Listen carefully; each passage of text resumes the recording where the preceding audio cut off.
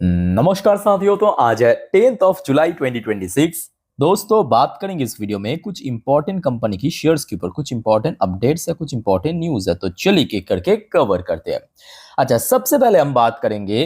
दोस्तों, पता है एक ऐसा कंपनी है जो ठीक एक हफ्ता पहले, एक महीना भी नहीं, एक हफ्ता पहले बाजार में लिस्ट हुआ। इवन मैं आपको सेम टाइम की वीडियो में हमेशा इसका जो आईपीओ की प्रीमियम चल रहा है ग्रे मार्केट में, वो भी दिखाता था। कंपनी का नाम है वाटरवेज लीशर टूरिज्म लिमिटेड। और ये कंपनी एक हफ्ते में आज स्टॉक स्प्लिट करने के ऐलान कर दिया। नहीं, ये फैक्ट है कि शेयर में जब लिस्ट हुआ था 1 जुलाई के दिन, उसके बाद अभी सिर्फ एक हफ्तों में 28-29% चल चुका है। ठीक है, 6,000 करोड़ से थोड़ा ज़्यादा इसकी मार्केट वैल्यूएशन है।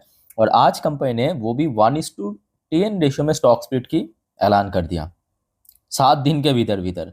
ये मतलब गजब की हो गया, क्योंकि इसके पहले बहुत सारे कंपनी आया, स्टॉक स्प्लिट दिया, बोनस दिया, न्यू कंपनी दिया, बट एक हफ्तों के अंदर तो मैं पहली बार देख रहा हूँ, सीरियसली कह रहा हूँ। क्योंकि देखिए, अगर स्टॉक स्प्लिट करना ही था तो आईपीओस की वैल्यूएशन ही स्प्लिट करते हुए, मतलब जो फेस वैल्यू को उसको एडजस्टमेंट करके रख देता। एनीवे, तो यहाँ पे देखिए, ये बस एक न्यूज़ था। बाकी मेरे हिसाब से पहले कंपनी की रिजल्ट आने दीजिए Q1 के, उसके बाद डिसाइड होगा। क्योंकि अभी तक जो है वो तो अनलिस्टेड जब था उस हिसाब से, ठीक है, वो मतलब जून 2025 की रिजल्ट आप देख सकते हो, लास्ट ईयर की। तो पहले रिजल्ट आने दीजिए, उसके बाद डिसाइड करना, ठीक है। और हर बार मत करना जरूर। अच्छा, चलो आगे बढ़ते हैं। हाँ, अब हम बात करेंगे ion exchange. Ion exchange water retreatment या वाटर सोल्यूशन के ऊपर काम करने वाली कंपनी, बहुत ही अंडररेटेड एक सेक्टर है। इसके पहले भी आपको मैं काफी बार जानकारी दिया था इस सेक्टर के बारे में। इस सेक्टर की कुछ पॉपुलर कंपनी जैसे कि वाटेक वबाग या ईएमएस या आयॉन एक्सचेंज खुद भी है, ऐसे तमाम कंपनी है, ठीक है। अब देखिए, ये जो सेक्टर, ये इंडस्ट्री है ना, मैं कहूँगा बहुत बड़ा नहीं है, बट स्टिल ग्रो कर रहा है, बहुत तेजी से ग्रो कर रहा है। क्यों पता है? ये जो सेक्टर्स है, और सिर्फ भारत में नहीं, भारत के बाहर भी बहुत तेजी से ग्रो कर रहा है। क्योंकि देखिए, मेनली कंपनी काम क्या करता है, ये जो हमने देखा भारत के अंदर अलग अलग नदियाँ। अच्छा, मान लीजिए कि दिल्ली में ही ये जो यमुना रिवर है, उसको लेके इतना ज्यादा चर्चा चल रहा था पिछले काफी सालों से कि गंदा हो गया, ये हो गया। तो उसको साफ कौन करेगा? साफ करने की जो टेक्नोलॉजी है, क्योंकि इतने बड़े रिवर ऑब्वियसली लोग उतार के तो साफ नहीं करेगा, ये पूरा टेक्नोलॉजी चाहिए।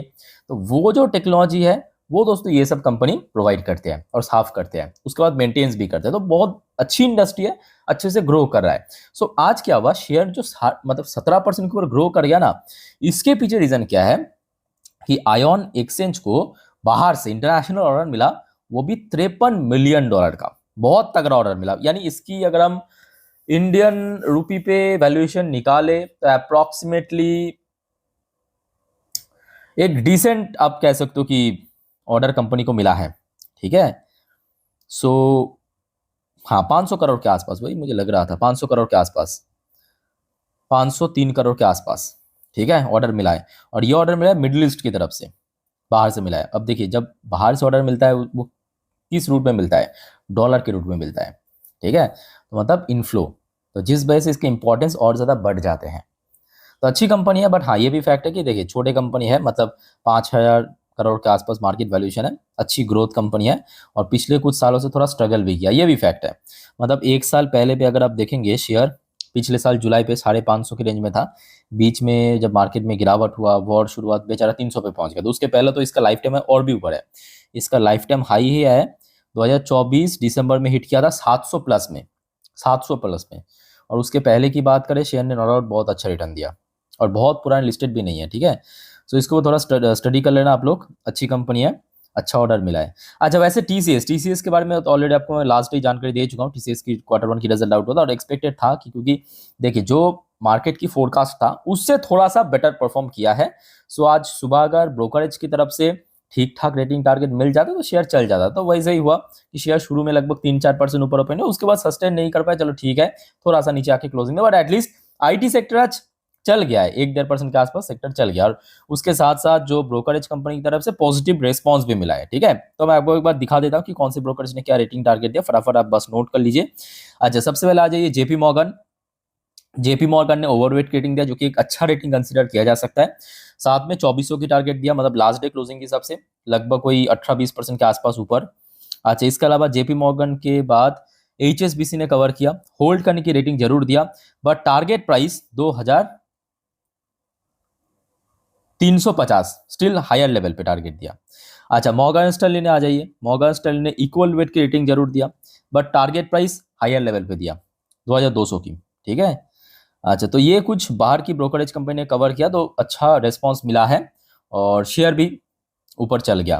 बट बात यह कि शेयर में इतना ज़्यादा गिरावट एक्चुअली हो चुका है ना पिछले कुछ महीनों से, खास करके 2026 की अगर हम बात करें, सो शेयर अभी थोड़ा रिकवर करने में टाइम लग सकता है। जैसे कि आज भी हमने देखा कि शेयर शुरू तो किया था लगभग 2100 प्लस में, हाई भी मतलब इंटरडे हाई भी टच किया 2133 रुपये में, बट वहाँ पे सस्टेन नहीं कर पाया और थोड़ा सा नीचे आके क्लोजिंग है। तो इमीडिएट अगर हम बात करें अराउंड 2150 से लेके 2200, ये एक स्ट्रॉन्ग 100 पॉइंट बन सकता है। लेट्स सी बाकी आईटी कंपनीज की कैसा रिजल्ट होते हैं, उसको भी बहुत कुछ वैरी करेगा जरूर, अगले हफ्ते आपको पता चल जाएगा। बहुत सारे आईटी कंपनी एचसीएल वगैरह तो अगले हफ्ते नेक्स्ट वीक में ही आउट कर देगा रिजल्ट। ठीक है। अच्छा, वैसे डिक्सॉन की शेयर होल्डर के लिए एक बहुत ही शानदार अपडेट है, और उसी वजह से एक्चुअली अगर आप देखेंगे डिक्सॉन की शेयर आज ऑलमोस्ट 14,000 को हिट कर गया था, बट उसके बाद क्या हुआ कि एकदम से प्रॉफिट बुकिंग देखने को मिला और 4% वहां से ड्रॉप हुआ। मतलब स्क्रीन पे दिखा रहा है कि ½ नीचे, बट ½ नहीं, शुरू में जहां पे पहुंच गया था 14,000 पे, वहां से अगर हम कैलकुलेट करें एकदम क्लोजिंग तक 4% ड्रॉप हुआ। ठीक है। तो शुरू में एकदम से 14,000 हिट क्यों कर गया था, सब कुछ आपको बताता हूँ। अच्छा दोस्तों, रिसेंटली एक अपडेट मैं आपको पिछले 1 महीने से बार बार दे रहा हूँ, जब पहली बार ये खबर मिला था कि वीवो और डिक्सॉन ये दोनों मिलके भारत में वीवो की जो स्मार्टफोन है वो मैन्युफैक्चर करेगा, ये न्यूज आया था। अब देखिए, करेगा ये तो कंपनी ने डिसाइड किया, उसके लिए प्रॉपर एक प्रोटोकॉल है, प्रोसेस है, तो प्रोसेस के अनुसार सेबी की अप्रूवल चाहिए, ऐसे तमाम प्रकार की जो एजेंसी है उसकी अप्रूवल चाहिए, इवन सरकार का भी अप्रूवल चाहिए। तो आज सरकार ने क्लियर कर दिया कि वीवो भैया आप आइए भारत में, डिक्सॉन के साथ पार्टनरशिप कीजिए, बनाइए अपना स्मार्टफोन, बनाइए। ठीक है। और जिस वजह से शुरू में 14,000 हिट कर गया था, उसके बाद क्या हुआ कि देखिए शेयर पिछले कुछ टाइम से अगर आप देखेंगे काफी अच्छा मूवमेंट दिया था, ओवरबॉट जोन पे टेक्निकल व्यू से नहीं है, बट स्टिल 14,000 एक क्रूशल लेवल है, क्योंकि इसकी अगर आप डाउनफॉल को ऑब्जर्व करेंगे, शेयर जो है ध्यान से देखना, 14,000 से लेके 15,000 यहाँ पे शेयर काफी हद तक रुका था, ध्यान से देखना इस लेवल को। ठीक है, नवंबर दिसंबर पे, तो जिस वजह से 14,000 को क्रॉस करना थोड़ा मुश्किल हो सकता है।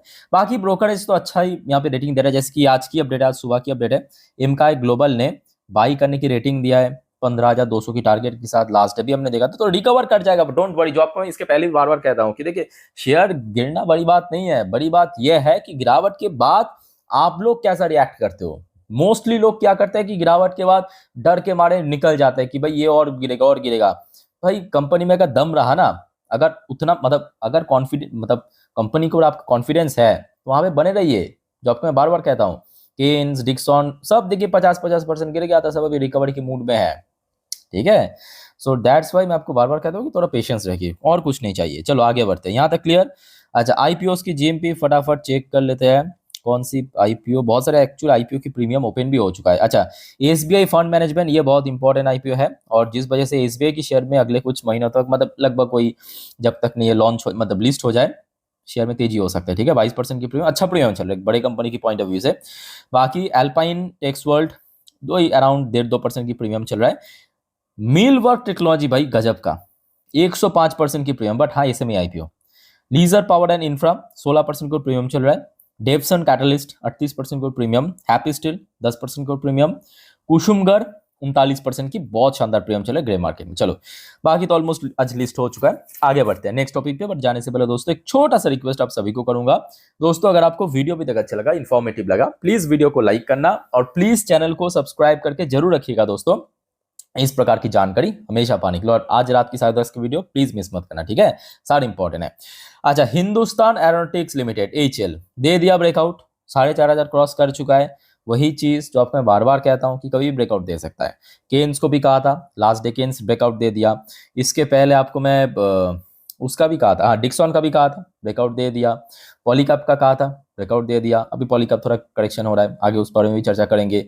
बीएससी सीरीज सब हो जाएगा, बस एकदम काम रहिए, कूल रहिए, सब हो जाएगा, देखना सारी अच्छी कंपनी है। आप पूछेंगे सर एचएल की जो आज एकदम से 3% मूवमेंट हुआ, इसके पीछे क्या कारण है? कुछ कारण नहीं है, कारण फरण कुछ नहीं होता मार्केट में, ठीक है।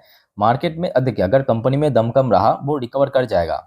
आज जो 3% की मूवमेंट हुआ, अगर आप देखेंगे शुरू उतना बढ़िया नहीं था, शुरू तो फ्लैट हुआ था, उसके बाद क्यों चल गया? एक तो मार्केट की सेंटीमेंट अच्छा था, वो एक्स्ट्रा करके ट्रिगर हो गया। और शेयर पिछले कुछ महीनों से अगर आप देखेंगे बार बार एक ही लेवल पे फंस रहा था, भाई 4,500 के लेवल। तो एक ब्रेकआउट पैटर्न बना चुका था, टेक्निकल व्यू से आज ब्रेकआउट दे दिया है, ठीक है। अब देखना होगा कि कब तक यहाँ पे सस्टेन, क्योंकि सिर्फ ब्रेकआउट देना जरूरी नहीं है, होल्ड करना जरूरी है, ठीक है। अच्छा, एक छोटा सा न्यूज़ है, फटाक से आप ले लीजिए।